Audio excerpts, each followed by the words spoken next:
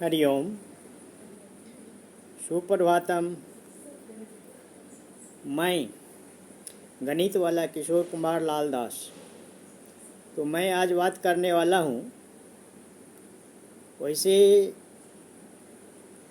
शिक्षक बंधुओं से और जो शिक्षार्थी बंधु हैं, जो आज के स्टूडेंट हैं।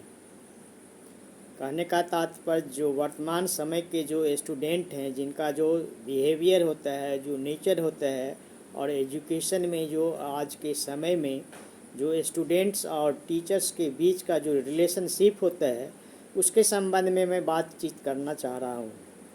तो आज का एपिसोड उन सभी लोगों के लिए है जो एक आइडियल टीचर हैं या फिर एक आइडियल स्टूडेंट कह सकते हैं। उनके लिए ये संवाद और ये एक डिस्कशन और ये एक विषय वस्तु है उनके लिए। तो मैं आज इस विषय पर चर्चा करना चाह रहा हूँ और आप लोगों से फिर वही एक रिक्वेस्ट रहता है जो आप लोग लाइक करें, फॉरवर्ड करें और शेयर करें। तो इस चीज़ को ध्यान में रख के जो कुछ पॉइंट है उस बिंदुओं उन पॉइंट्स पे मैं आज चर्चा करने वाला हूँ। तो सबसे पहला जो पॉइंट्स है वो क्या होता है, जो बड़े बच्चे होते हैं, खासकर जब कहा जाता है जो टीचर के हाइट के समान यदि बच्चे हो गए हैं तो टीचर और स्टूडेंट के बीच में शेयरिंग होना चाहिए प्रॉब्लम्स का। Sharing the problems by a teacher to the students as a parents. मतलब कहने का तात्पर्य ये है, जब बच्चे एक टीचर के हाइट के समान हो जाते हैं या थोड़े बड़े हो जाते हैं, समझदार हो जाते हैं, यानी कि 6 टू एबव क्लास के बच्चे रहते हैं, तो उस स्थिति में टीचर्स का रोल होता है बच्चों को पेरेंट्स के तरह उस बच्चों को समझना और उसके प्रॉब्लम को समझना, उससे बातचीत करना, उसके घर की स्थिति को जानना, उसका एकेडमिक जानना या उसके मन में क्या चल रहा है, इस सारे विषय वस्तु को शेयर करना चाहिए स्टूडेंट्स को भी टीचर के साथ, और टीचर को भी इस चीज़ को ध्यान में रख के बच्चों के साथ बातचीत करना चाहिए।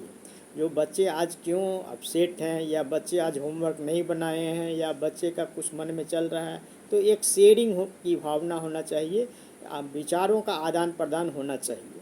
तो एक तो प्रथम ये हो गया।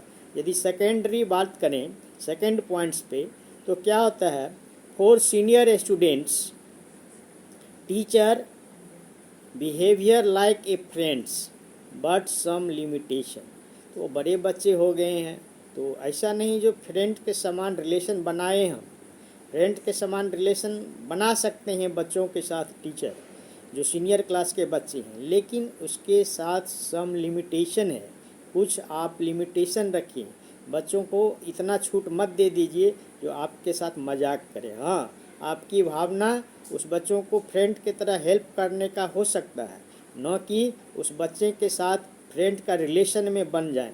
तो एक बिहेवियर होना चाहिए फ्रेंड्स की तरह, हेल्पफुल होना चाहिए सीनियर बच्चों के लिए, और उसमें भी सम लिमिटेशन के साथ। और बच्चों को भी इस विषय वस्तु को ध्यान रखना चाहिए, जो ये हमारे फ्रेंड्स के समान ये मेरे से वार्तालाप करना चाहते हैं, बर्ताव करते हैं, बिहेव करते हैं, लेकिन वो हमारे फ्रेंड नहीं हैं, इसलिए मेरे उनके साथ मैं कुछ जो लिमिटेशन है, जो सीमाएं हैं, जो मर्यादाएं हैं, जो एक शिक्षक और स्टूडेंट के बीच की दूरी है, इस चीज़ को भी ध्यान में रखना चाहिए। तो ये स्टूडेंट्स और टीचर्स के बीच में एक फ्रेंडशिप का रिलेशन होना चाहिए, जिसमें शेयरिंग होना चाहिए लिमिटेशन के साथ। अब थर्ड पॉइंट पे यदि मैं बात करूं तो क्या होता है, relation between a teacher and students, communication in easy language. तो टीचर और स्टूडेंट्स के बीच में जो संवाद होनी चाहिए, जो बातचीत होनी चाहिए, वो एक ईजी लैंग्वेज में कह सकते हैं होनी चाहिए। ऐसा नहीं जो आप कठिन लैंग्वेज का, एक स्टैंडर्ड लैंग्वेज का, क्रिटिकल लैंग्वेज का और अदर लैंग्वेज का यूज कर रहे हैं, अब बच्चे उस चीज़ को समझ नहीं पा रहे हैं।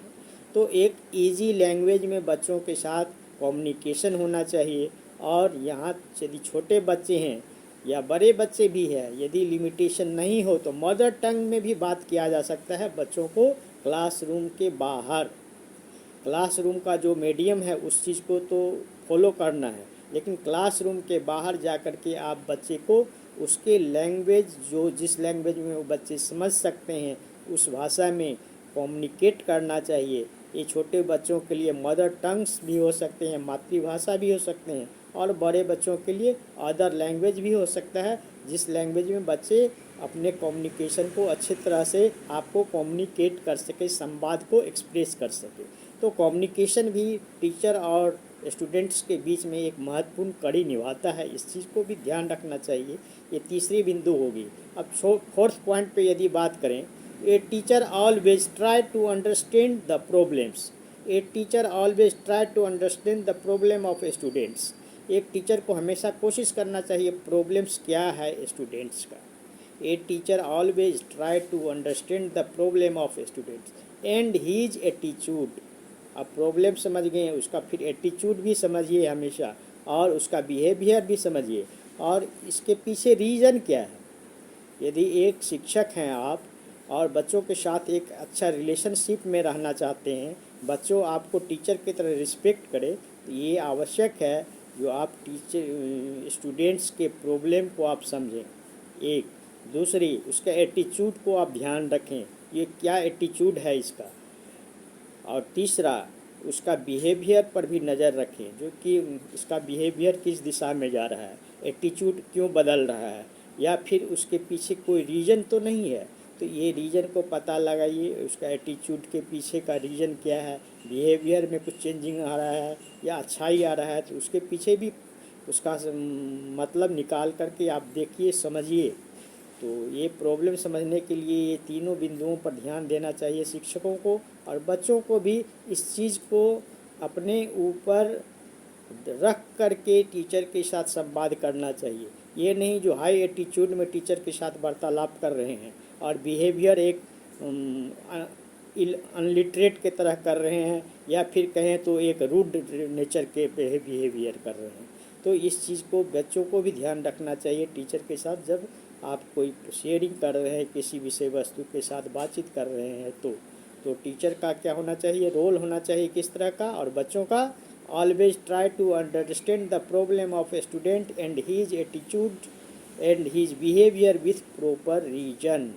और इसके बाद यदि मैं बात करूं तो फिफ्थ पॉइंट पे एक जो डिस्कस का विषय है वो है, ए teacher always shows the patience. Teacher always shows the patience. Teacher को हमेशा अपनी पेशेंस, अपनी गरिमा और कूल डाउन रहना चाहिए। टीचर कभी भी उग्र रूप में या एग्रेसिव मूड में एक्सप्रेस नहीं होना चाहिए अपनी भावना को।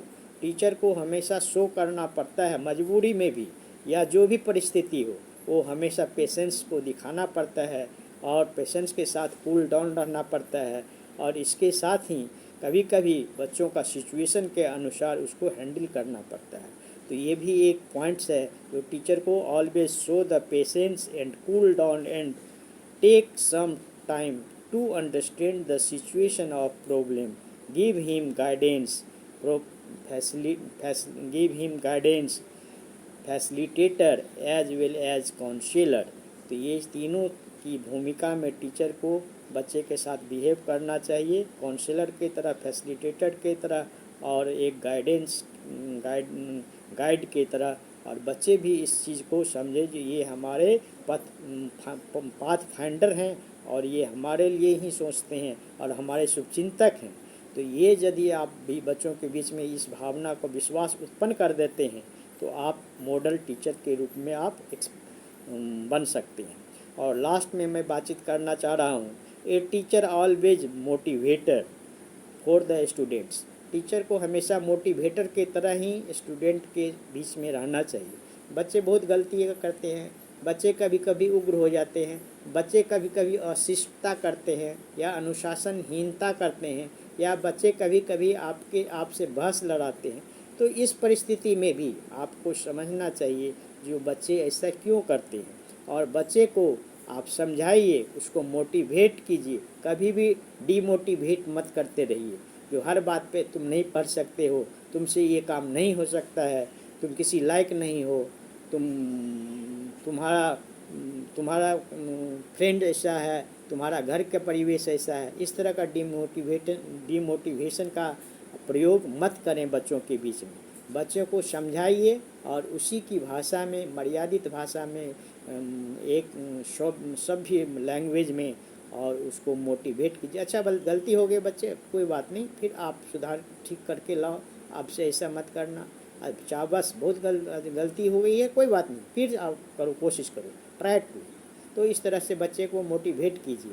बच्चे यदि आप शब्द भी बोलते हैं तो उसको समझाइए, ये अच्छी आपका आदत नहीं है, ये आपका एटीट्यूड शो नहीं कर रहा है, आपका इतने अच्छे परिवार से हैं, आप इस तरह के फैमिली बैकग्राउंड है, आपका नेचर इस तरह का, पर्सनैलिटी इतना सुंदर है, फिर आप इस तरह का शो कर रहे हैं लैंग्वेज, इस तरह का एटीट्यूड, तो ये शोभनीय नहीं है। इसलिए आप इस चीज़ को ध्यान रखेंगे, इसको पॉजिटिव वे में सोचेंगे। तो इस तरह से बच्चे को कन्विंस करने से बच्चे भी जो बुरी आदत है उसको त्याग करके टीचर के प्रति समर्पित और समर्पण की भावना से देखते हैं, विश्वास की भावना से देखते हैं, गार्जियन के रूप में देखते हैं और अपने पथ प्रदर्शक के रूप में मानते हैं। इस तरह से एक शिक्षक का और स्टूडेंट का संबंध प्रगाढ़ होता है और एक बहुत ही hottest relation between the students और टीचर्स का बन जाता है। तो इसी के साथ मैं आज का वाणी को विराम देना चाहता हूँ और आज का दिन मंगलमय हो। धन्यवाद।